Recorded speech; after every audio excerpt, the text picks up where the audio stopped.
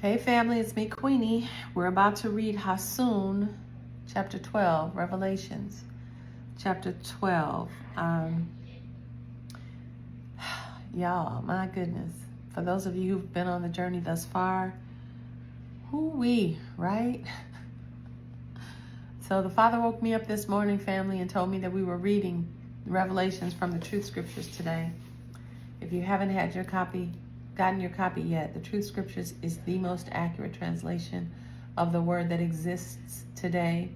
You can go to Truthscriptures.store and get your copy. This is the New Testament. They have not completed the Old Testament. I highly suggest that you connect to the community, promote thetruth.com, and find scripture references to support this great, phenomenal work.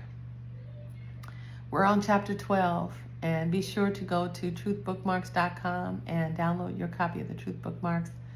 And it's a cross-reference to support you in your reading. Let's go on to chapter 12. It is written. Then a great sign appeared in the sky. It was a woman who was clothed with the sun. The moon was under her feet, and a crown made of 12 stars was on her head.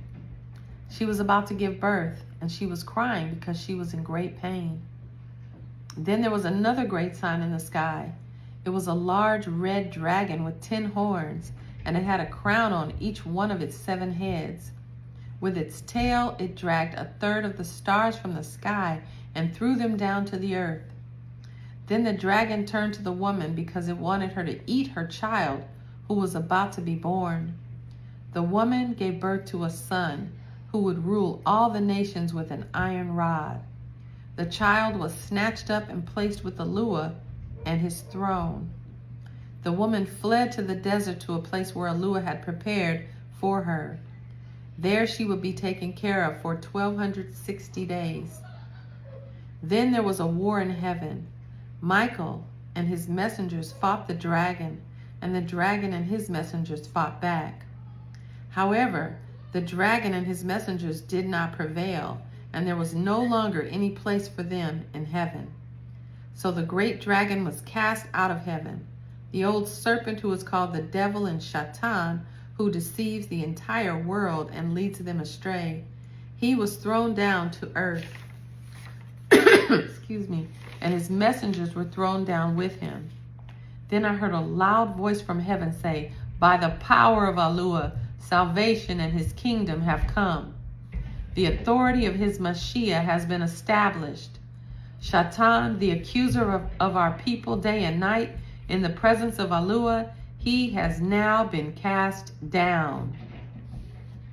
Our people overcame him because of the blood of the Lamb and the message of their witness. They were willing to give up their lives.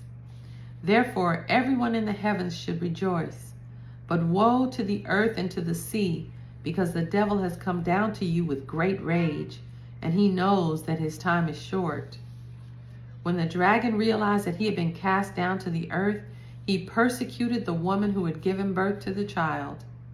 However, the woman was given 2 wings, like those of a great eagle, so that she could fly into the desert. There she could escape from the serpent and be taken care of for 3.5 seasons. From his mouth, the serpent poured out a river of water to try to sweep the woman away. But the earth helped the woman. The earth opened her mouth and swallowed up the river the dragon had poured out of his mouth. The dragon was furious with the woman, so he went out to make war with the rest of her children, on those who keep the commandments of Eluah and hold firm to the testimony of Yahuwah Mashiach. Ooh, women. How does that sit with you? It feels real to me. I have felt that war against myself and my children. I'm sure you have too. That was Hasun, chapter 12. We're continuing on our reading. Be sure to leave your comments. Make sure you like, subscribe, follow, do all the stuff, y'all. Let's move on to chapter 13.